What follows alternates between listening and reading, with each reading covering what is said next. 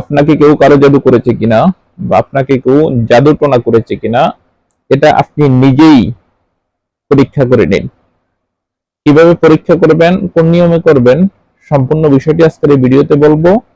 গতকালকে আমি আপনাদেরকে এই নিয়মটি বা এই বিষয়টি আমি বলেছিলাম, অনেকেই বোঝেননি, তাই আজকে ভিডিওটি আবার দ্বিতীয়বার দিতে বাধ্য হয়েছে।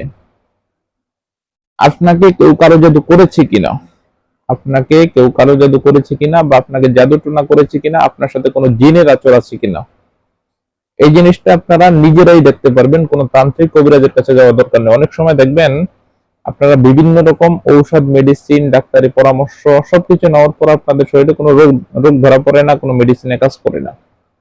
এগুলো কিন্তু কালো জাদু বা জিনের সমস্যা, জিন্নাতের সমস্যার থেকে হয়ে থাকে। তো এই জিনিসগুলো আপনি কোনো কবিরাজের কাছে যাওয়া ছাড়াই নিজে কিভাবে পরীক্ষা করবেন বিষয়টি আজকের ভিডিওতে তুলে ধরবো। এই ভিডিওটি খুবই গুরুত্বপূর্ণ, না টেনে ভিডিওটিকে শেষ পর্যন্ত দেখার চেষ্টা করবেন। ভিডিওটি শুরু করার আগে সংক্ষেপে কিছু কথা বলি।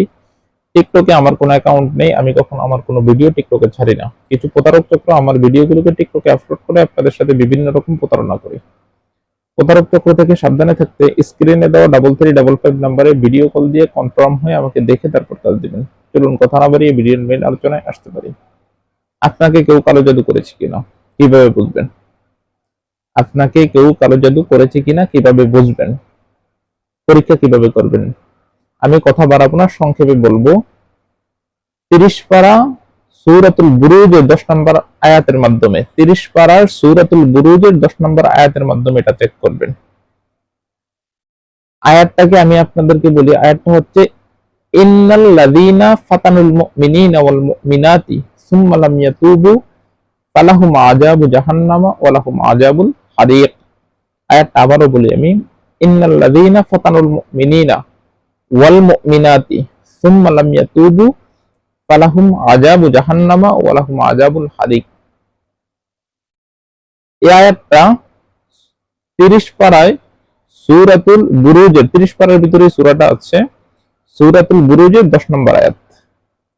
সূরাতুল বুরুজের 10 নম্বর আয়াত।